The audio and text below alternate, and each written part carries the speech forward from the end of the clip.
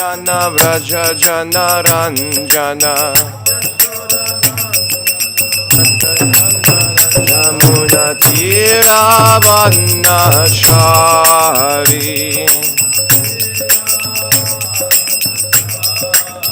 Yamuna Tira Vanachari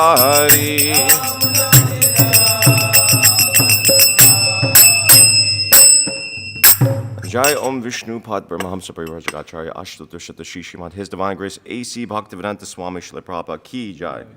Jai Om Vishnu Pad Paramahamsa Parivajagacharya Ashtadusha Shishimad His Divine Grace Srila Bhaktisiddhanta Saraswati Thakur Goswami Srila Prabhupada Ki Jai.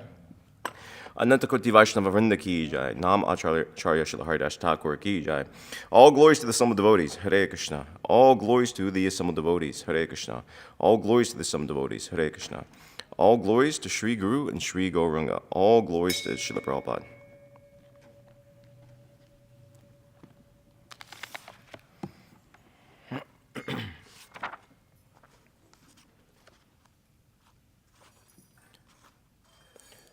Om Namo Bhagavate Vasudevaya. Om Namo Bhagavate Vasudevaya. Om Namo Bhagavate Vasudevaya. Reading from Srimad Bhagavatam, Canto 3, Chapter 4, Text number 22. Yatra Narayano Devo Narash Cha Bhagavan Rishihi Mridu Tivram Tapo Dirgham Tepate Loka Bhavano 3:422 is the verse. Yatra Narayano Devo Narascha Bhagavan Rishihi Mridu Tivram Tapo Dirgham Tepati Loka Bhavano Yatra Narayano Devo Narascha Bhagavan Rishihi Mridu Tivram Tapo Dirgham Mridu Tivram Tapo Dirgham. What happened? Mridu Tivram Tapo Dirgham. Oh, sorry. Tipati Loka Bhavano. Yatra Narayano Devo Narascha Bhagavan Rishihi Mridu Tivram Tapo Dirgham Tepati Loka Bhavano. Please repeat.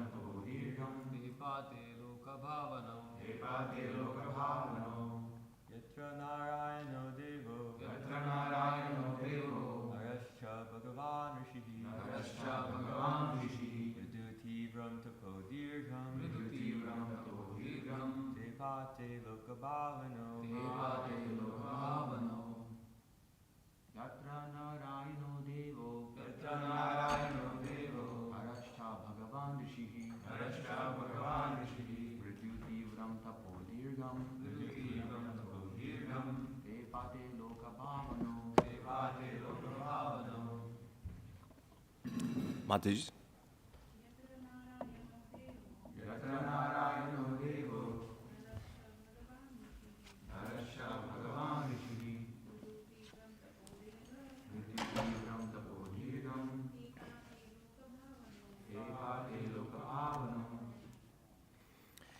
Yatra, where? Narayana, the personality of Godhead. Devaha, by incarnation. Naraha, human being. Cha, also. Bhagavan, the Lord. Rishihi, great sage. Mridu, amiable to everyone. Tivram, severe. Tapaha, penance. Dirgham, very long. Tepate, performing. Lokabhavano, welfare of all living entities. Translation and purport by His Divine Grace, A.C. Bhaktivedanta Swami Srila Prabhupada Ki Jai.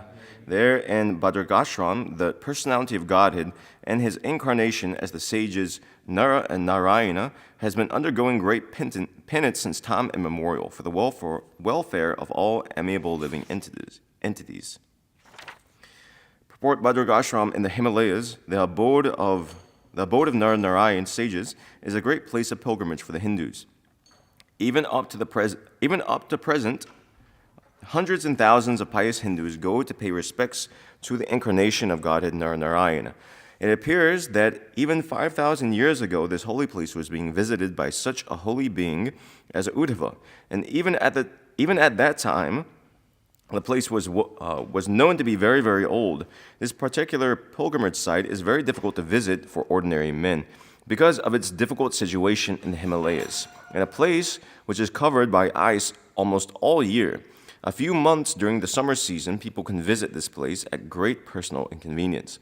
There are 4 dhams, or kingdoms of God, which represent the planets of the spiritual sky, which consist of the Brahmajyoti and the Vaikunthas. These are Bhadragashrama, Rameshwara, Jagannath Puri, and Dwaraka. Faithful Hindus still visit these holy places for perfection of spiritual realization, following in the footsteps of devotees like Uddhava. Om Agyana Timirandasya Gyananjana Shalakya Chakshura Unmilitamina Tasmai Shri Gurave Namaha Shri Chaitanya Manobishtam Stapitam Yena Bhutali Swayam Rupakada Mayam Dadati Swapadantikam Vande Ham Shri Guru Shri Tapata Kamalam Shri Guru Vaishnavamscha Shri Rupam Sagratam Sahagana Varganatam Vitam Tam Jivam Sadvaitam Savadutam Parijana Sahitam Krishna Chaitanya Devam Shri Radha Krishna Padan Sahagana Lalita Shri Vishakan Vitamscha Hey Krishna Karuna Sindhina Bandhu Jagatpati Gopisha Gopika Kanta Radha Kanta Namostute Tapta Kanchana Gaurangi Radhi Vrinavaneshwari Rishabhanu Sute Devi Pranamami Hare Pri Vanshakapatu Bhyasha Kripasindu Bhyapacha Patita Nam Bhavane Pyo Vaishnavi Pyo Namo Namaha Nama Om Vishnu Padaya Krishna Prishtaya Putrishmati Bhakti Vikasa Swamin Iti Namane Nama Om Vishnu Padaya Krishna Prishtaya Putrishmati Bhakti Vedanta Swamin Iti Namane Namaste Saraswati Devi Gauravani Prasharane Nirvishesha Shunivadi Pashtyati Deshatarane Bhutir Mahadviri Yamafpur Vibodnir Maya Shatiyad Amusha Purashaha Bhukti Gunan Shudasha Shudashatmaka Solankashishta Bhagavan Vachamsime. Translation once more. There in Bhadragashrama, the personality of Godhead, and his incarnation as the sages Nara and Narayana, has been undergoing great penance since time immemorial for the welfare of all amiable living entities. So, Prabhupada, he makes a few different points in the purport. First, in the verse itself, obviously, Narayana, they reside in Bhadragashram. That's their eternal abode. It's stated here in the purport. And they're engaging in Tivram Tapahat, intense austerities for Lokabhavano, the welfare of all living entities. So how does the Lord engaging in welfare, how does somebody engaging in welfare benefit other people? Especially if they're doing something like meditation. It's not incredibly obvious. In the second canto, I think, 5th chapter, something like that, scheduled incarnations. Srila Prabhupada has a long purport about Narayana, which I'm not going to read, but I'll summarize, is that the gist of why they're engaging in austerity, even though they don't need to. I mean, it's Narayan himself, and Nara, which is Arjuna, a pure devotee. So they don't need to engage in austerities, but nevertheless they engage in austerities to teach the living entities to engage in austerities. And principally, within that purport, Srila Prabhupada makes this point at length that they're engaged in austerities, principally to teach the living entities detachment from material life, and specifically detachment from the opposite sex. The memory is hazy in my mind, but I know there's the story there, for instance, in the 11th canto with Narayana, and I believe it was Indra, he was bewildered, and he tried to bewilder Narayana and tempt them with various heavenly apsaras, I think, demigoddesses, something like that.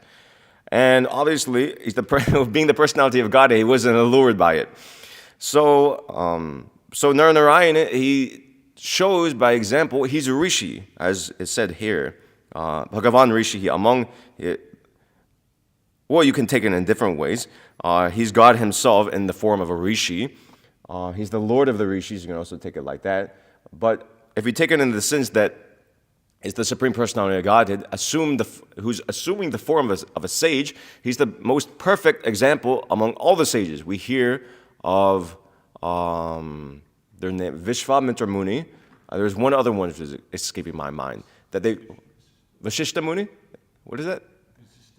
I don't know. I know that name, but I forget the past time. Different sages that fell down due to basically sexual attraction. Sobri Muni, yeah, that's what I'm thinking of. So Narayana, he was also allured by even a greater force than that. He was, Indra himself, the king of heaven, sent an allurement to him of incredibly bewildering, attractive damsels of heaven. But still, setting the perfect example, Narayana, he wasn't bewildered by such displays of feminine beauty. So, and he's engaged and he's meditating and engaging in the austerities in the Himalayas, as is stereotypical, I guess you could say, among sages.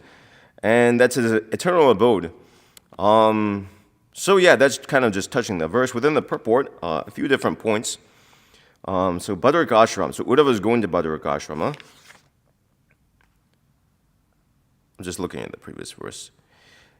Yeah, so Uddhava is saying in yesterday's verse, he's mad for want of seeing Krishna, and now he's proceeding to Badarik Ashrama for association, as he's been instructed. So I can get on that a little bit later. Main thing, if you could disconnect here, I can connect and just show something. I have a few pictures of Badarik Ashrama. Badarik Ashrama is in the Himalayas. It's in the extreme northmost point of India. And I didn't know what it looked like. So, okay, yeah, it looks nice there. So this is the temple there, Badrinath. It's called, within the book, Badarik Ashrama is the traditional name, I guess you could say. Badrinath is called now. The actual town is called. And this is the main temple there, Badrinath temple, within which Narayana was speaking, the main deity, he resides. This temple is not ancient. It's been renovated and reconstructed many times because you can see the mountains around it. This is in the Himalayas, so there's avalanches. Prabhupada is saying it's covered by snow the majority of the year. So this temple is a living temple. You can see here, if I can zoom in. Yeah, you can see there's so many people here. There's a huge crowd, and even going down the stairs, there's like so many people going up there. And so Prabhupada's making the point, it's a typical temple in India. Badrinath is probably one of the most famous or most well-attended, we can say, tirthas or holy sites in India. Surprisingly, even though Prabhupada is writing here, he writes, this particular pilgrimage site is very difficult to visit for ordinary men because of its difficult situation in the Himalayas, in a place which is covered by ice all year. So that was formerly the case. Of course, it's not that the ice doesn't come there anymore, but now there's roads. During the time Srila Prabhupada wrote this, presumably was so. Now there's roads up there. You can take, so I've heard, I haven't gone. You can take, there's government bus routes up there, facilitating people going up there. There's good arrangement. There's something called Chatur Dham Yatra, which is the 4 dhams that are mentioned here. I'll speak about those in a little bit. So the government has some arrangement. There's like societies organizing these things. So there's actually many people now who go to Badrinath and go to this temple during the warm seasons. During the cold seasons, as Prabhupada is saying, it's covered by a layer of ice almost all year. So this is in summer. You can see everything's green, actually. This is in winter. You can see, this is not the same, this is a different mandir. But you can just see the layer of snow that's existing on that. And then, this is not such a good picture, but this is the same temple. You can see that the gap that was there was a gap in this picture.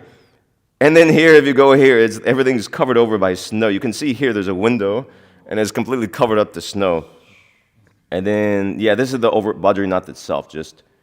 I don't think it's frozen there. The water's flowing, but you can see how it becomes like that. So this is Bhadrakashrama.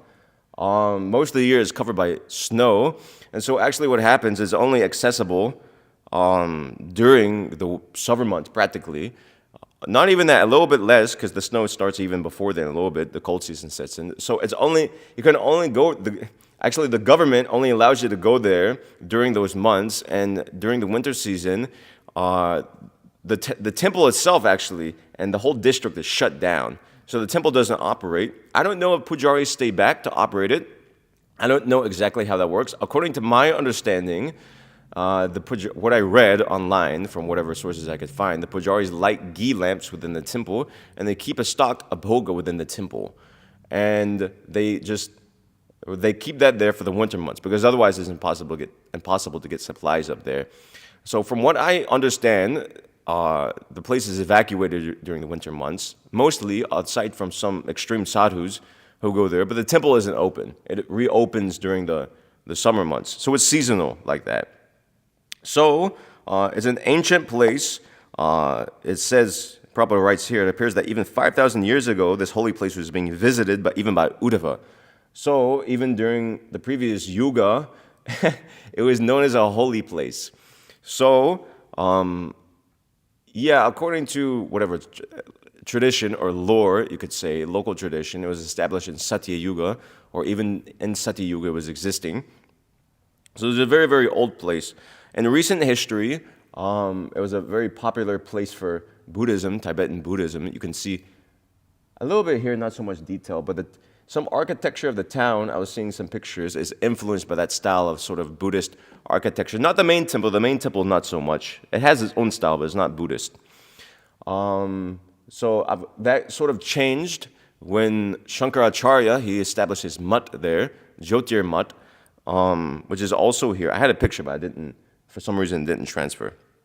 So Bhadrakashram is also known for that. Jyotir Mutt, one of the 4 pitas, or mutts that Shankaracharya established. And then, as well, nearby there, some kilometers away, there's Gangotri, which is the source of the Ganga, by walking. I think if you take a bus there, it's probably like some hundreds of kilometers you have to drive. But it's fairly close, relatively speaking. And then also, Vyasadeva is said to reside around this area. You can go, there's some cave there. He said to reside eternally so. I don't know exactly where or how far it's exactly from Badrinath, but it's all around that same sort of area in this Himalayan region. So it's a very sacred place, in other words. And Srila Prabhupada continues. So this Badrinath I was mentioning, Srila Prabhupada writes there's 4 dhams, or kingdoms of God, which represent the planets of the spiritual sky, representing the Brahmajyoti Vaikunthas. It's interesting. I don't really know about this. Maybe it's because I'm an ignorant American and is more known among Indian-bodied devotees. So when the temple closes, the temple is shut for the winter time, and the demigods come and worship the Lord in there. Yeah, that's typically what's said. Bhoga is kept in there. It's taken that normal pujaris, they evacuate the area, and it's considered that demigods take care of the deities there.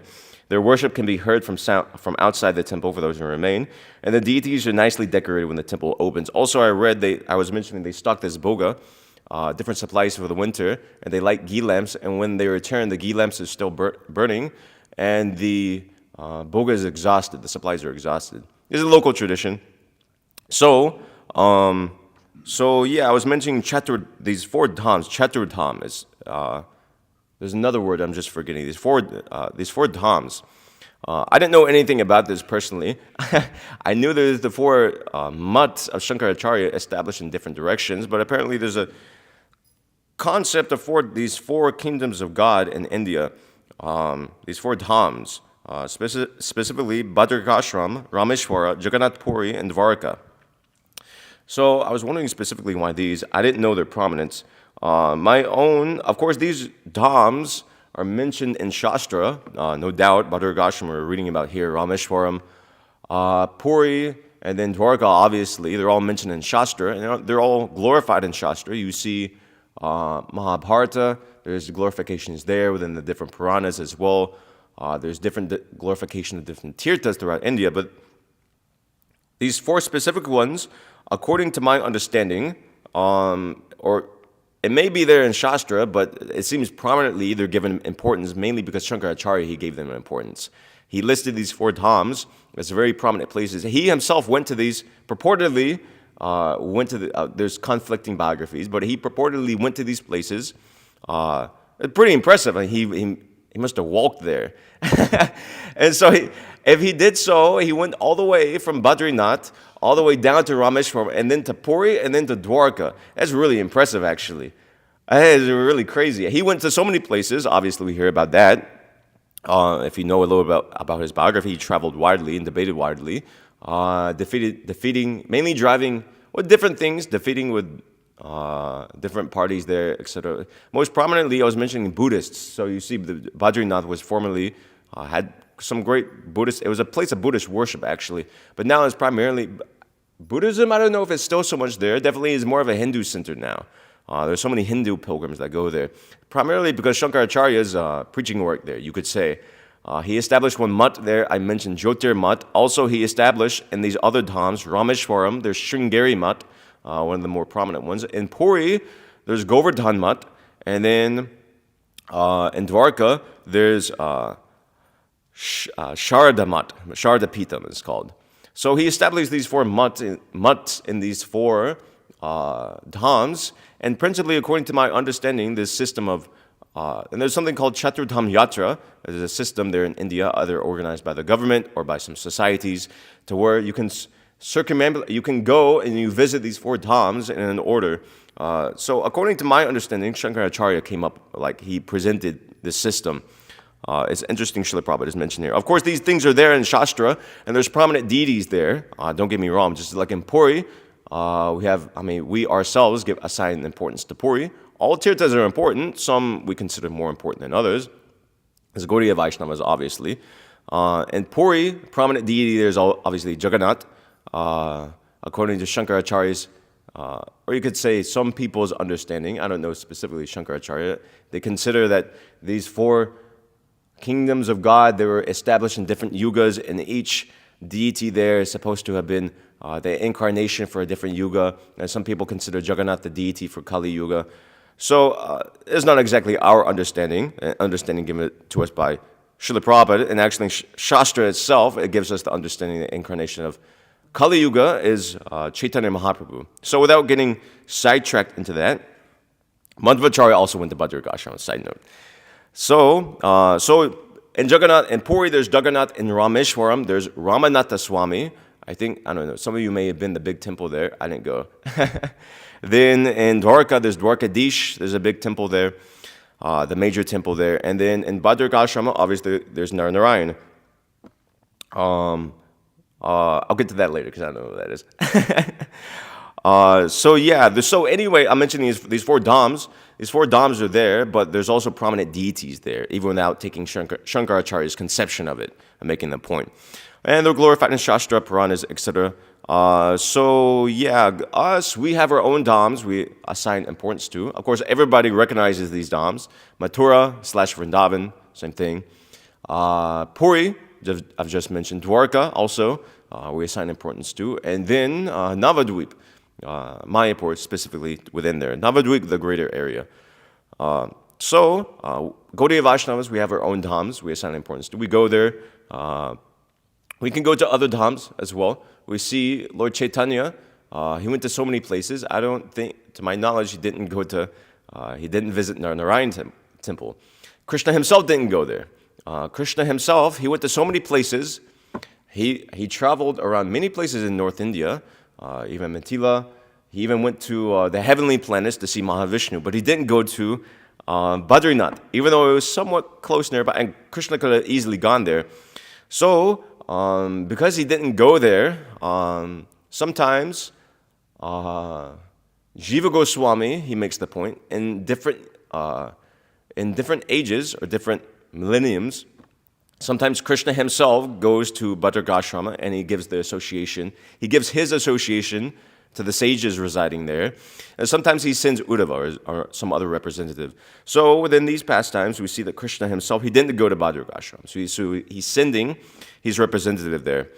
So too, we see many different places that don't necessarily have different traditions have different holy places. Just like, for example, Ramuna is one, some of you went, is prominent for the Gopinath deity there, the Kirchor Gopinath deity, who is associated with Madhavendra Puri, for instance.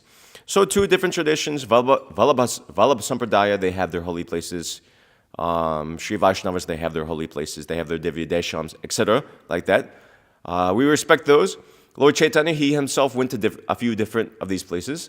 We hear, for example, in Sri Chaitanya Charitamrita, Lord Chaitanya, he went to, I believe, Rameshwaram. He definitely went to Sri Rangam. He spent Chaturmasa there, 4 months there. And then he also went to, Tirupati he also went to. And all these holy places, for those of you who went to India, you understand that they're mentioned within Shastra, and also when you get there, there's also different local traditions, local stories that are narrated there. For instance, just like, what was that one place in South India, that temple you were telling? Uddhava deity was there. Guruvayu, was it? Yeah, so all these places have their own. You go there, the priest can explain to you these stories, what the deity, how the deity came there, what the significance of these, the events there. And I went to quite a lot actually, Divya Deshams in Kanchipuram, which is in South India, Tamil Nadu, and Sthala Puranas, yeah, that's the term for it. And you're told so many things. There's so many things you can hear, some which may be true, some which may not be true. Of course, local tradition we respect, but we have our own tradition. We keep to that.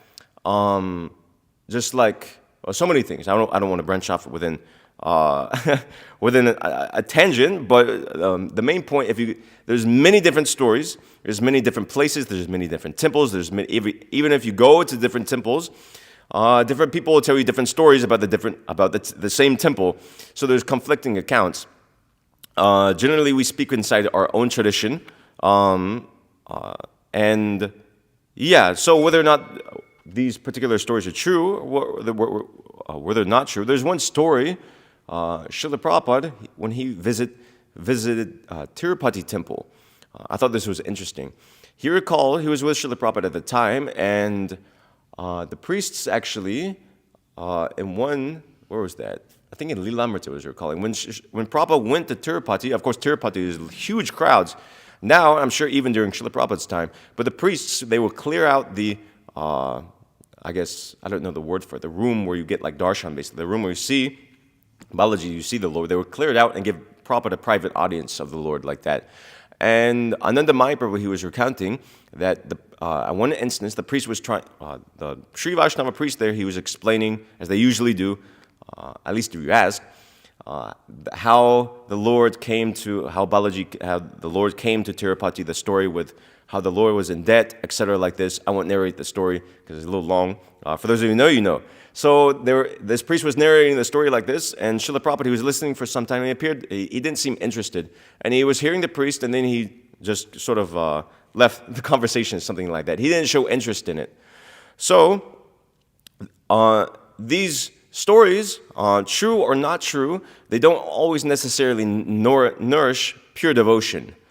Is an important point. Many people go to these holy sites, and it is beneficial going to holy sites, don't get me wrong, and it's a facet of devotional service, but simply going there in and of itself without, specifically, as Prabhupada will often make the point, the real thing is to go there and hear from the sages, hear from holy people who are there and understand the philosophy.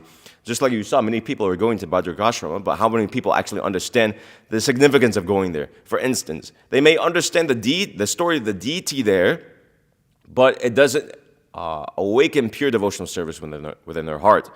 It can be said about so many temples. So yeah, among other things, just remaining on the topic of remaining within our own tradition, Bhaktivinoda Thakur, he sings Gauranga Varjita Stan Tirtha Nahimani. You can take this as far as you like. Bhaktivinoda Thakur, he says that those holy places were, I don't exactly know the grammar, either where Lord Gauranga didn't go or where Lord Gauranga is rejected. I guess you could take it both ways. Gauranga Varjita Stana. I would never regard as sacred any place where Lord Gauranga is rejected. So Bhaktivinoda Thakur, he sings like this. So yeah, just different aspects, different topics regarding holy places. Regarding Uddhava, he's going to Bhadragashrama. He went there on the order of Krishna, as I was saying, because Krishna didn't go there.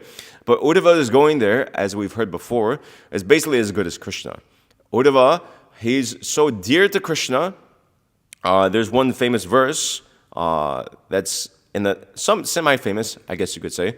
Na tata ne priyatama atma yunir na shankaraha na cha sankarshano na shrir naivatma cha yata bhavan. My dear Uddhava, Krishna speaks to him, neither Lord Brahma, Lord Shiva, Lord Sankarshan, the goddess of fortune, nor indeed my own self is as dear to me as you are. So Uddhava is incredibly dear to Krishna. He's even dearer than his own brother, Balaram. And Uddhava, he even looks like Krishna. When the gopis, I think it said, I may be misrecounting some details, but when Uddhava first went to Vrindavan, the residents of Vrindavan, they thought he was Krishna because his complexion was blackish, just like Krishna. He looked just like Krishna. So Uddhava's going to Vrindavan, which is just as good as Krishna is going, and Uddhava's going to Bhadragashrama, was just as good as Krishna's going there. The previous acharyas, they make the point that, I'm just seeing if it's in the Sanskrit or otherwise. Uddhava went to Bhadragashrama. Obviously, we've heard this point for the purpose of giving association to the sages there. Also, he had a message. Krishna gave him, the acharyas make this point in the Sanskrit, they take it somewhere, either in this verse or yesterday's verse, that Krishna also told Uddhava a message to tell to Narayan who's residing there. So what that was, I don't know, but it's an interesting point.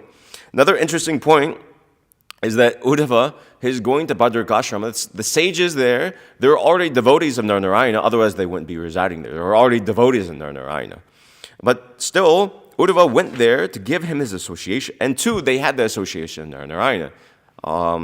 It could be taken like that.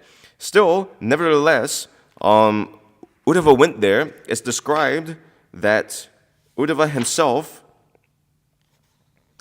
I'm just saying, it comes in one of these verses, that Uddhava,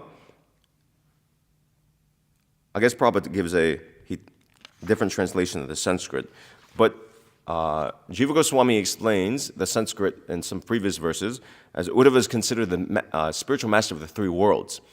So, even though there were devotees already, even Bhadragashrama, Uddhava was still competent enough to instruct them. So yeah, just some interesting points. He went there. He gave his association. He instructed them in devotional service further. Krishna, before he departed within this world, I can't necessarily say what Uddhava instructed them. Of course, it's noted that Krishna gave Uddhava knowledge of the Paramstanam, the highest knowledge, which constitutes his pastimes out of Vrindavan, which we heard in the second chapter of this canto. Whether or not Uddhava told those devotees there about Krishna's Vrindavan pastimes, I don't know. It could be presumed, but maybe not necessarily so. If they're devotees of Narayana, maybe not. It's hard to say. So Uddhava going there. So Uddhava was spoken. So yeah, he's a messenger of Krishna. I've gone over this. So Uddhava, he was instructed by Krishna in great detail before going there. I was making the point. Krishna spoke the Uddhava Gita to Uddhava with the idea that Uddhava is already learned, actually. He's a pure devotee. He didn't necessarily need to be instructed. And he had knowledge already about the glories of the residents of Vrindavan because he had gone there themselves and he had seen their devotional service. And he was already thinking like that he could become a blade of grass in Vrindavan. He was already thinking along those lines. So he knew the glories of Vrindavan. He knew the glories of the residents of Vrindavan already. But still, nevertheless, Krishna instructed him still. And even all these things that Uddhava was instructed in, the basic point is that is the basic point of the whole Uddhava Gita, as complex as it may be, is surrender to Krishna. Basically, is what all Krishna's instructions point to. The same message that Arjuna received in the battlefield of Kurukshetra in the Bhagavad Gita, the same thing Uddhava received, although it was in a different form. The basic point was surrender unto Krishna's order. Although the instructions were different, Prabhupada makes this point in regards to the Bhagavad Gita that Krishna previously instructed the same science to the sun god. So the exact shlokas that are there in the Bhagavad Gita is not that Krishna rattled off the same shlokas that are there in what we have now as Bhagavad Gita to Vivasvan, for instance. The same science was there, the essence was the same, but the presentation was different. So similarly too, if you see Uddhava Gita, a few of us have read 11th canto, you see it's a little bit different. There's some similar verses, just like Acharya was quoting one verse yesterday that's also semi-famous, I guess you could say, at least among our acharyas, that Bhaktyaham, it begins. I don't know the verse. We had it pulled up. So basically that verse is saying more or less the same thing as in Bhagavad Gita, only by one point in devotional service can I be attained, or Arjuna, etc. like this. Same knowledge that's presented there in Uddhava Gita is presented there in Bhagavad Gita. Of course, in Uddhava Gita, Krishna had more time. The situation was different. Bhagavad Gita was spoken on the battlefield in a moment of crisis. Arjuna himself was going through a personal crisis, and there was a huge crisis in the fact that a huge war itself was about to begin. So there wasn't so much time, so Krishna basically spoke the essence of the Upanishads, Gita Upanishad.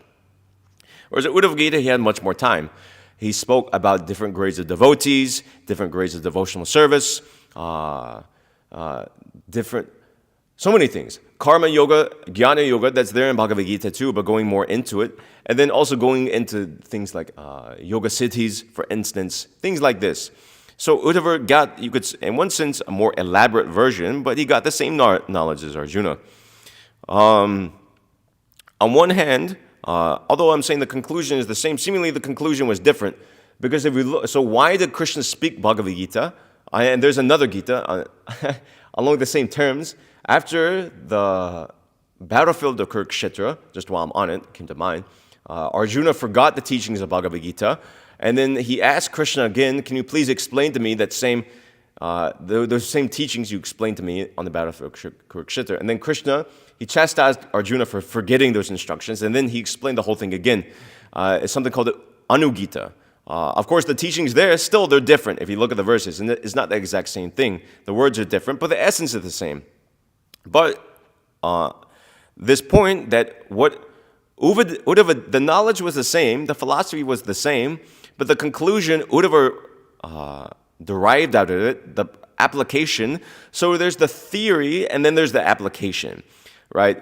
The application of Bhagavad Gita, how Arjuna applied Bhagavad Gita, was that he fought. Krishna wanted him to fight, so he spoke the Bhagavad Gita, and then Arjuna fought. Simple as that. Well, Uddhava's case, it was completely different. Krishna wanted Uddhava, he was in household life, something like that. He was surrounded by ministers. Presumably, he was living in Dwarka, living quite a opulent life, we can presume, as the other Yadus were also doing. But Krishna induced, you can say in one sense, Uddhava to renounce all that and go to Bhadrakashrama.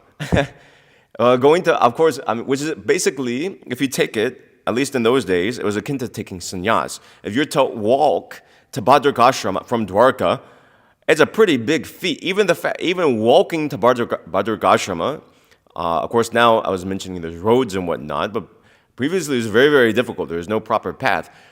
It was treacherous, and even if you get up there, if you're able to walk up there during the summer season, it would take presumably, you could presume that by the time you get up there, it will be the ending of the season, and the winter season will be setting in. So you may just be stuck up there. So going to Bhadrakashrama is almost akin to something like taking sannyas, renouncing. And Uddhava, he was living in opulence. He couldn't take any of this opulence with him. He didn't bring any ministers. We don't hear of him bringing some big party, some big retinue up to Bhadragashram. He went alone, and it's not like he could carry so much stuff with him. So Uddhava, he was going to Bhadragashrama, bare bones, you could say, presumably, whereas Arjuna, he was accepting a renounced position, whereas Arjuna wanted to accept a renounced position, but Krishna induced him to fight. So, at least on the external casing, it looks a little bewildering because the same knowledge was presented to two different devotees, pure devotees, but what they did with that knowledge and how they understood that same knowledge was completely different. So similarly too, although we don't have information, we can presume the same thing happened with the Vivaswan, etc., like that. So the instructions are there, but the application is different. So similarly too, we see also Srila Prabhupada, he would instruct different disciples differently according to time, place, and circumstances. And sometimes, even on the same subject matter, Srila Prabhupada would give different instructions. At one point, Srila Prabhupada approved, for instance, when asked, he approved that men and women could act together in dramas.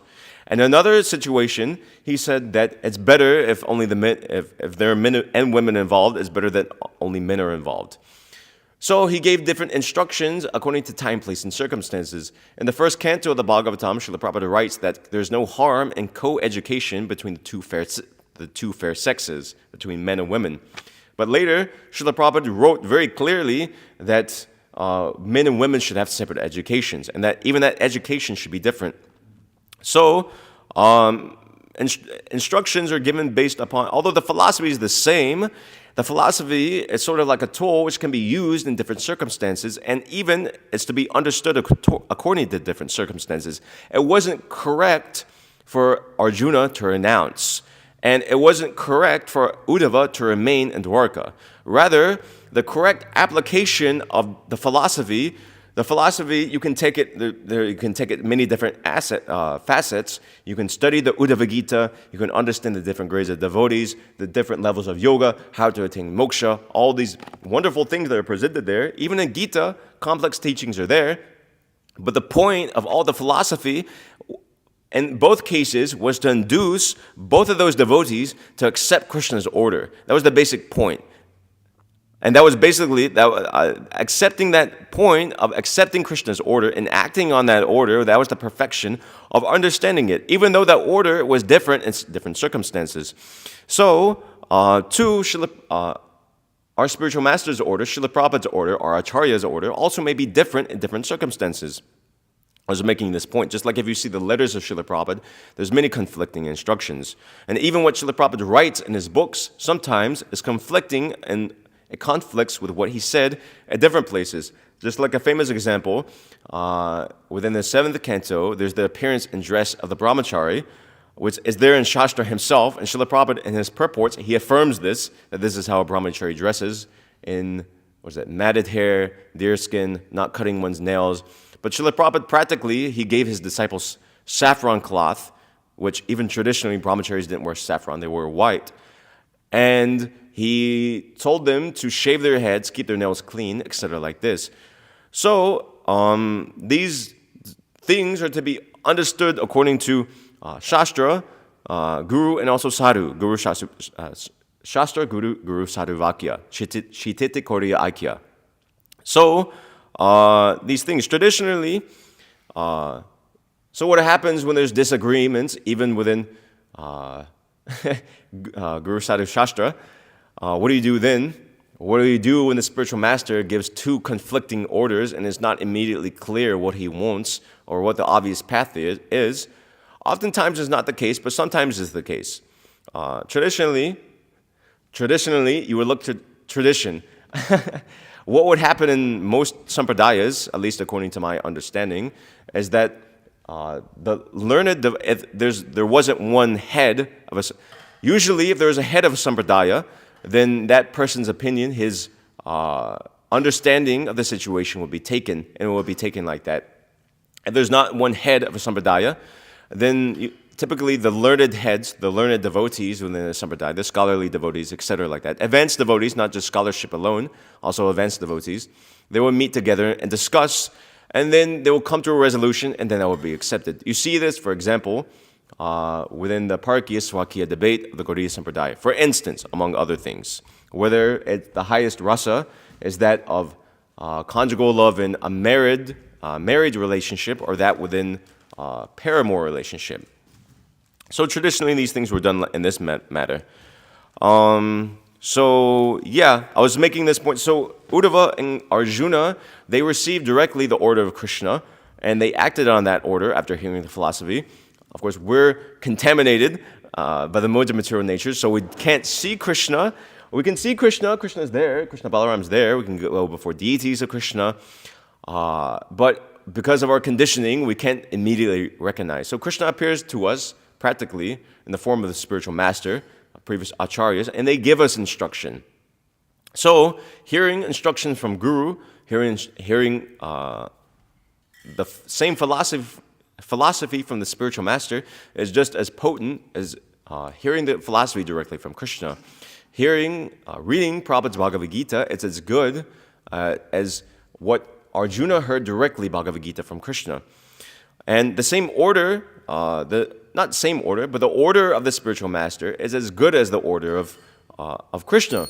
So I was making this point about Krishna, the same thing that can be applied to the spiritual master. The spiritual master presents the same philosophy. The philosophy may be variegated, but the point of the philosophy and the real understanding of the philosophy isn't so much understanding technicalities that, okay, well, there's so many divisions of material elements, and some philosophers, they count the Paramatma, some philosophers count the Jiva soul, or then there's different rungs of yoga and etc. like this, and different types of Atmarama. You can do like this. This is there.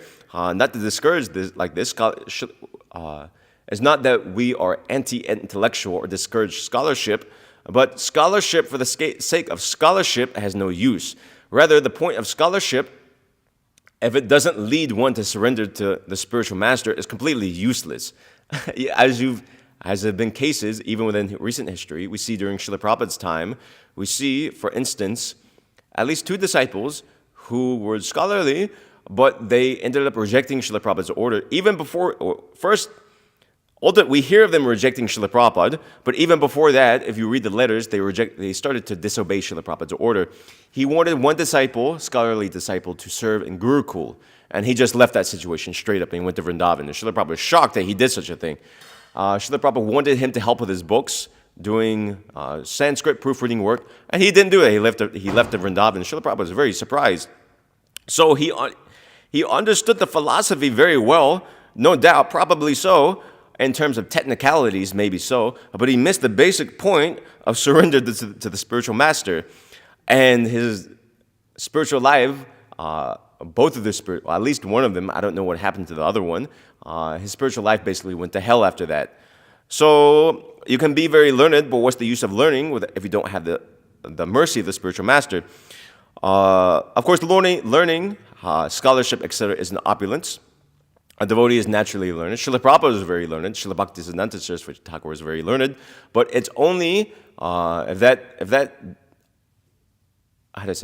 decoration is there without the basic point of surrender to the spiritual master, then it's just a decoration of a dead body, basically. You've missed the point, basically. You've thrown out the baby with the bathwater. So we should hear from the spiritual master and accept the spiritual master's order. That's the basic point I'm making here. We should approach Guru, hear from Guru, and act on Guru's order. And we should approach the spiritual master to clear any doubts we have. Just like Arjuna, for instance, cleared. Uddhava didn't have so many doubts. He was asking some questions, but we see in Gita, Arjuna had some doubts regarding how is it possible that you instruct the sun god, etc., like this, when he's senior to you. That doesn't seem to make sense.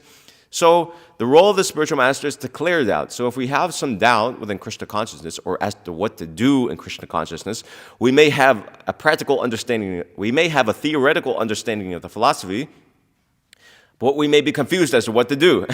How should I engage in devotional service? So doubts of all accords should be resolved by hearing the spiritual master and approaching the spiritual master and trying to understand and clear these doubts.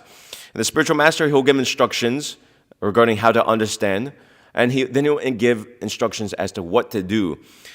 Krishna did this. I was saying he spoke both Gitas, and then he told Uddhava, and then he told Arjuna what to do. He told Arjuna, okay, I've spoken all this, now fight. It's up to you to do so, but I highly recommend do so. Similarly, he told Uddhava, okay, I've spoken all this to you, go to Bhadragashrama, give your association to the sages there, speak this, what I've just spoken to you, to them there. So, there's the theory, and then there's the application. So yes, I'll cover these points. So, how to ascertain, sometimes the spiritual master gives a direct order to someone, a very specific order. Of course, there's general instructions. I've spoken on this a little before. Chant 16 rounds for the 4 regular principles. That's there for everybody. There's some open standing orders for everybody. Srila Prabhupada, he wanted all his disciples to learn the art of distributing his books. For instance, he wanted to establish Daiva Varnashram Dharma. There's many orders of Srila Prabhupada, actually. Of course, these are prominent ones, we understand, but there's many even smaller orders of Srila Prabhupada that still remain yet to be fulfilled. I mentioned in the previous class some months ago that Prabhupada writes in Chaitanya Charitamrita that he wanted a cookbook compiled from the different dishes given in Chaitanya Charitamrita. Nobody's done it. It's been over 50 years. Nobody's done it. It's an open order. Anybody can take advantage of that order and get the mercy of Srila Prabhupada. No. I thought about it, but the thing is, you have to understand Bengali. You have to live in Bengal, because it's like, when you read about like Loki cooked with milk. Okay, to me, that sounds like really crazy. I can't conceive of that. You have to have practical experience as to what that does. So there's open orders by the spiritual master which remain unfulfilled. Srila Prabhupada, he wanted, for example, in Juhu, in different temples, he mentioned, he wanted kirtan going on constantly there. So that's been done in some places. Immediately it wasn't done, but some years after the fact that was done.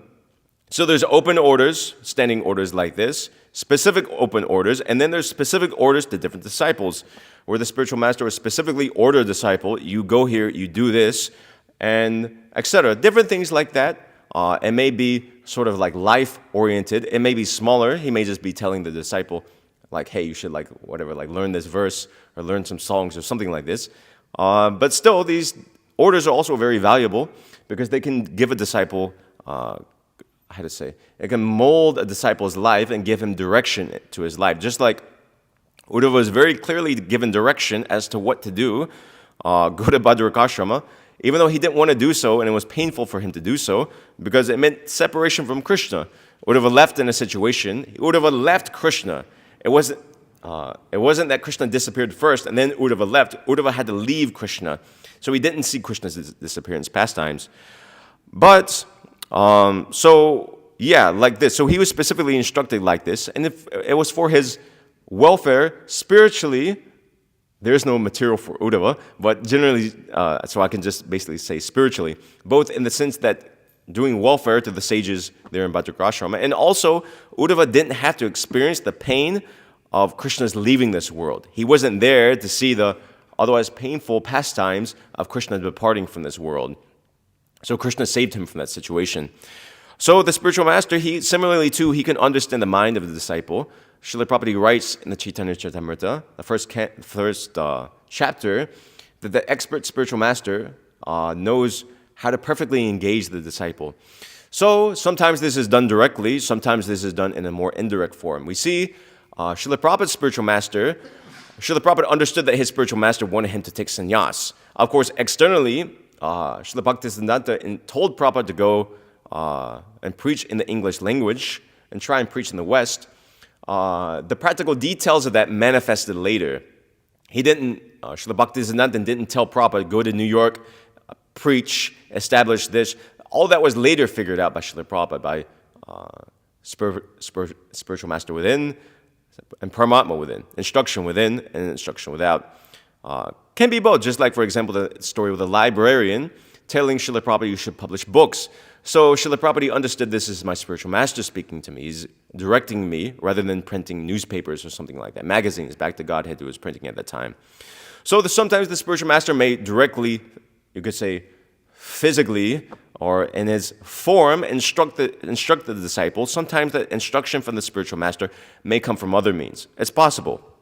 Srila Prabhupada, in his own example I was citing, came from the librarian. Externally, it appears so. 2, there's the dream of Srila Prabhupada, his spiritual master, beckoning to him to take sannyas. So it also may come through means like that. Sometimes, too, the instruction of the spiritual master may be hard to understand. Especially now, there's within ISKCON, you see there's many different understanding. Although Prabhupada's previously, what Srila Prabhupada wanted for his movement, and it seemed to be quite straightforward and simple, now there's many different understandings and many different understandings. Even the same sentences Prabhupada may have spoken, there's different understandings of those same sentences. So in most situations, although generally it's clear to what to do when the spiritual master orders something, in most situations it's clear. You chant 16 rounds, you wake up early, you go to the morning program, etc. You engage in devotional service, though, you absorb yourself in pure devotional service. Sometimes it's unclear, and sometimes it's not very straightforward as to what is what, because instructions may contradict one another, just like even major instructions. Just like, for instance, a well-known example is that Prabhupada, he had his disciples vow to follow 4 regs, among them not eating meat, but then he ordered Harikesh Swami, I think at the time, to go to USSR, and Harikesh objected to it on the grounds that there's nothing to eat there, and Srila Prabhupada told him, well, you go there and you eat meat. Eat meat if necessary. Of course, it wasn't necessary. There were other things there, cabbage, potatoes, etc., like that. But it's an instance that can be taken of. So, Srila Prabhupada, he had Harikesh vow to not eat meat, and then he later told him, go here, and if you need to eat meat, you can eat meat. So it's very bewildering. But what was an appropriate instruction for Harikesh isn't necessarily applicable to all devotees. You see this in Srila Prabhupada's letters very prominently. What Prabhupada writes one person, or what Prabhupada may have spoken in one time and place, isn't applicable for all time, place, and circumstances for the next 10,000 years. Just like I was saying that, for example, that co-education.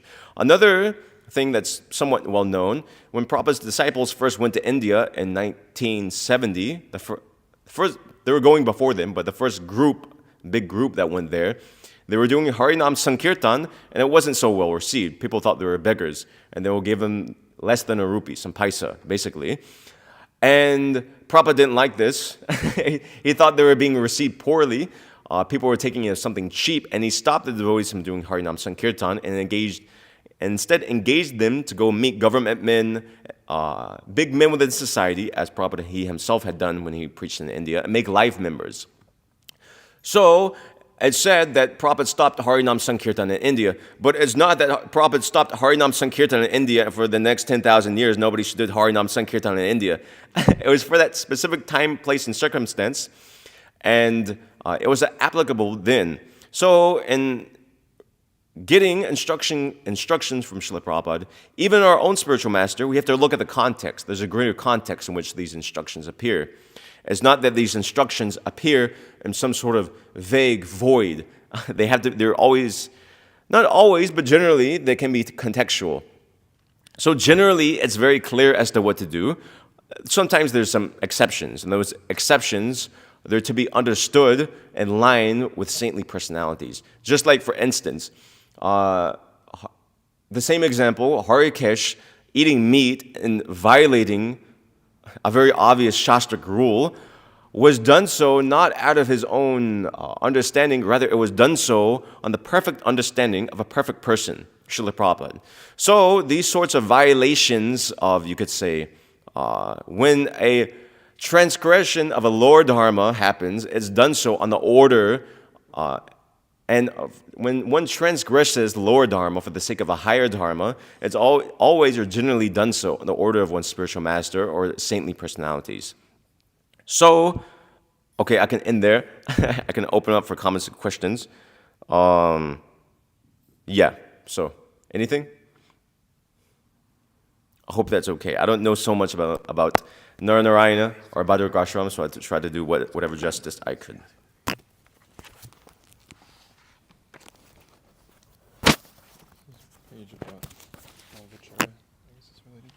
said you could read this, page 55.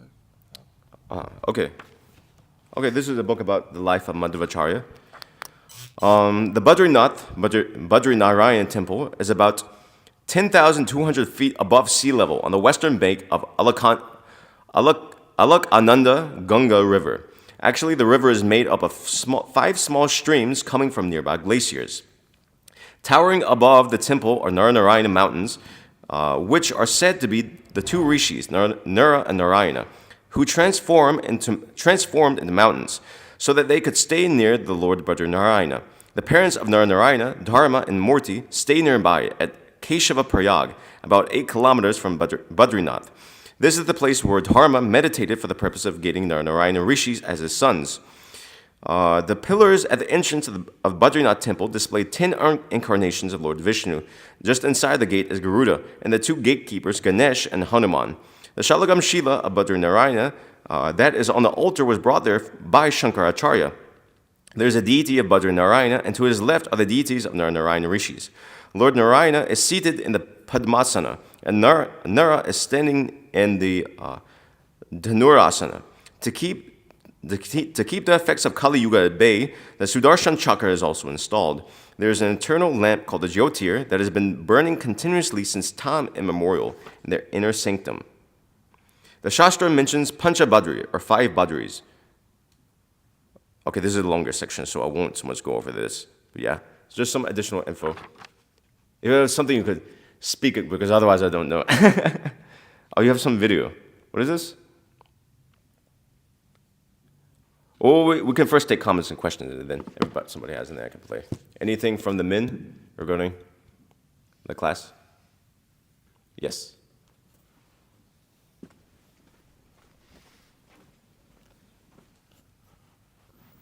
Hare Krishna. You were mentioning that Naranarayan rishis, they were sent allurements by Indra, and they were able to overcome these allurements. And I was just hearing in a class by Bhakti Vikas Maharaj that in the Shastra we hear so many instances of demigods and rishis who are sent all these different allurements, and it seems like almost all of them fell down. Yeah, basically, many, unless they were devotees. Yeah, basically. But he was giving the point that these instances are written down and described in Shastra because they're sort of like exceptions to the rule, where it isn't just like every single rishi, every time they see a beautiful woman, they just automatically fall down or something. But it's like these instances were recounted for the purpose of, us to understand that, okay, even such a great personality, they can fall down. But it isn't that all these rishis and everyone who becomes a rishi, they just fall down, because otherwise what's the point of becoming a rishi? So I just thought that was an interesting point. Yeah, that's a good point. I mean, you look at the Sapta Rishis, we don't hear. I mean, well, so there's different Sapta Rishis, there's different lists given, but it's not, generally they're fixed, we understand. A few have had some difficulties, but it's a good point, yeah. So, anything else from the men? Yes.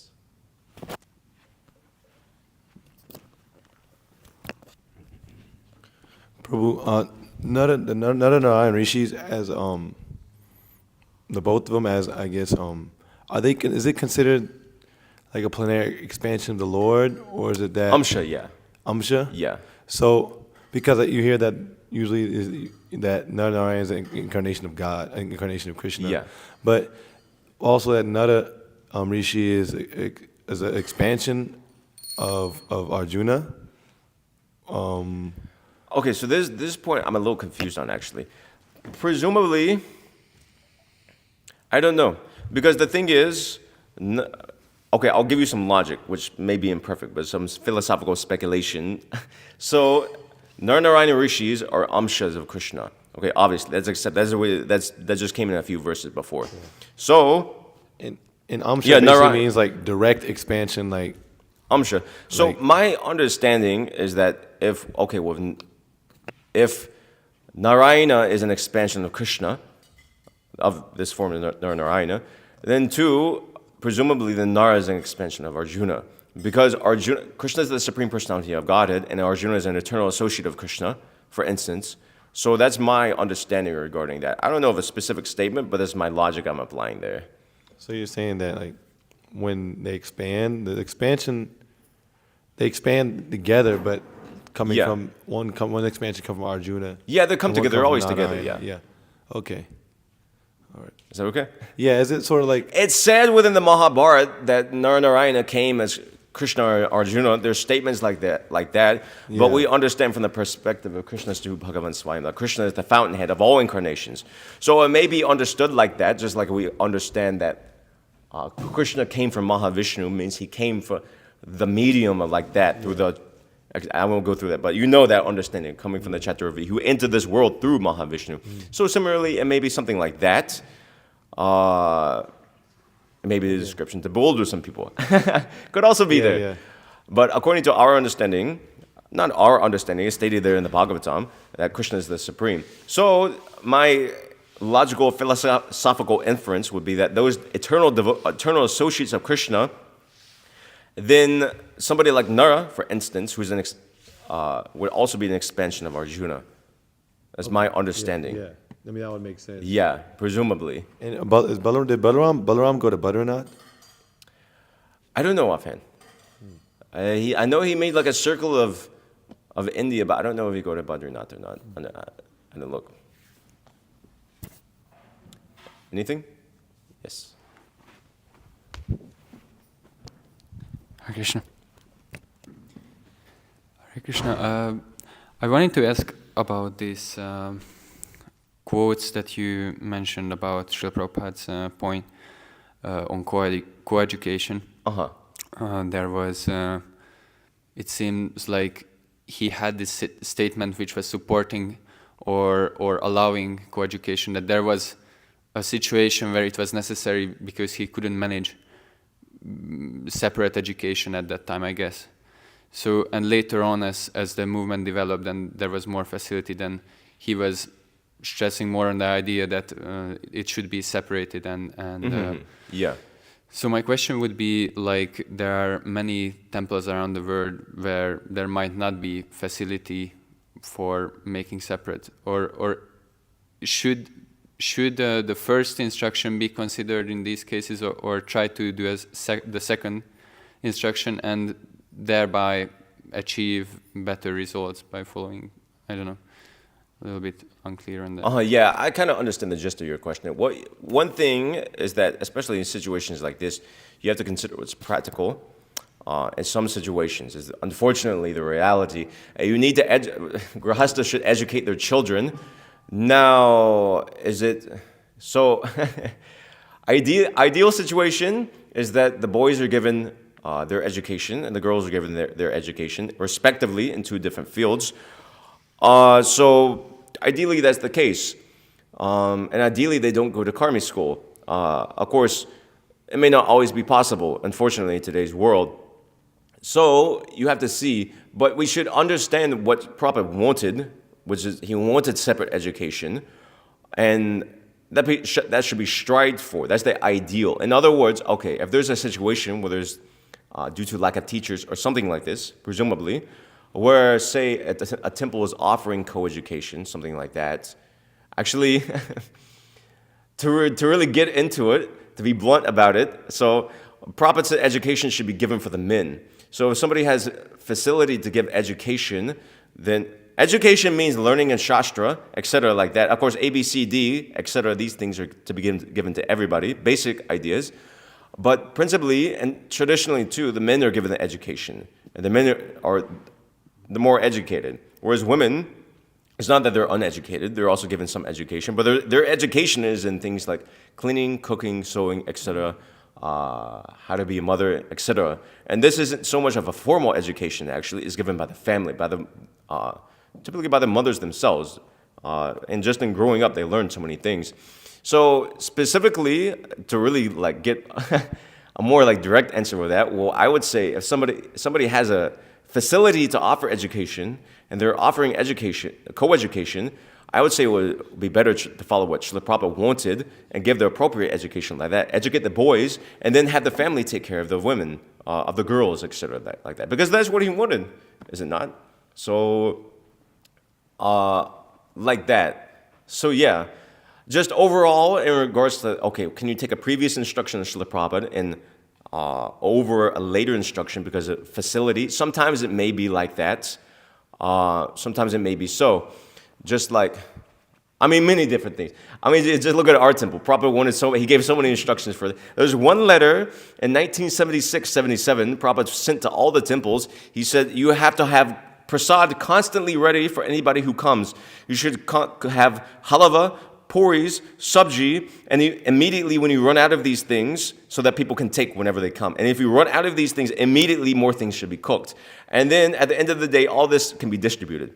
I don't know anything. We're not following that here. Now we can come to that standard. I don't know any temple that's following that.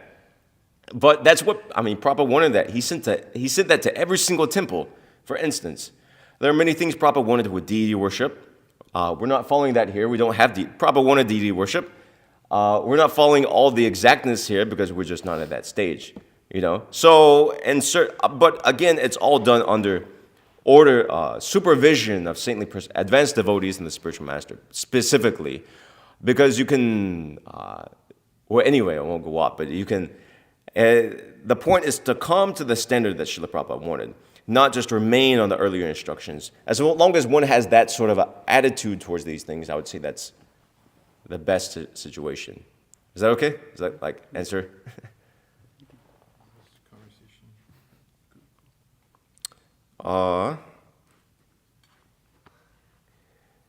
Conversation in April 1977. So far, Gurukul is concerned. That also I've given the program.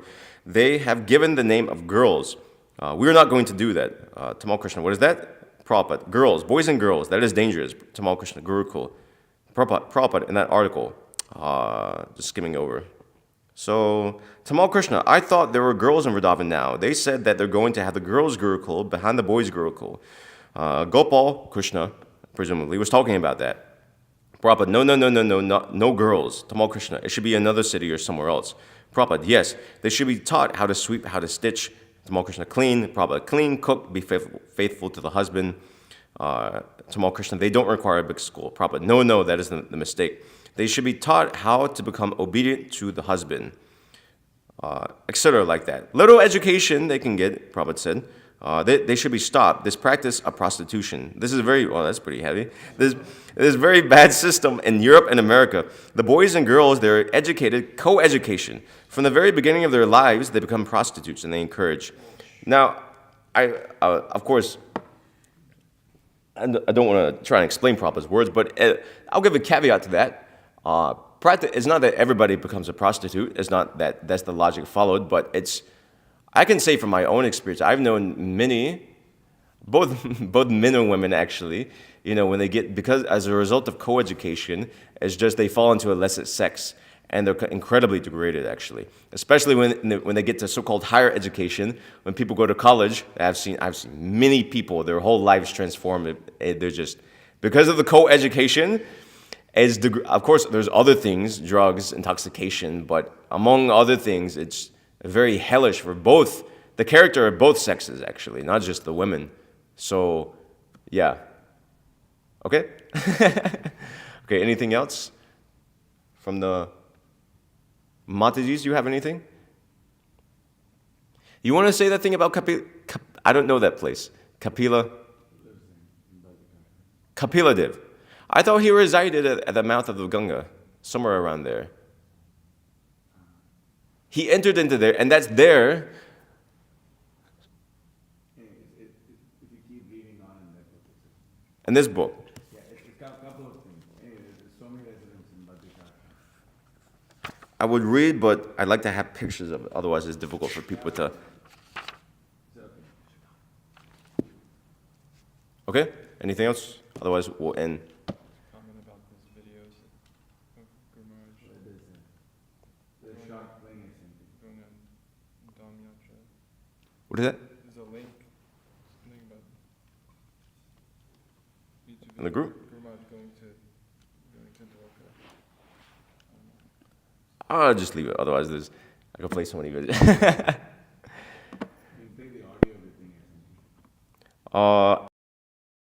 This is 9 o'clock. Okay. Srimad Bhagavatam.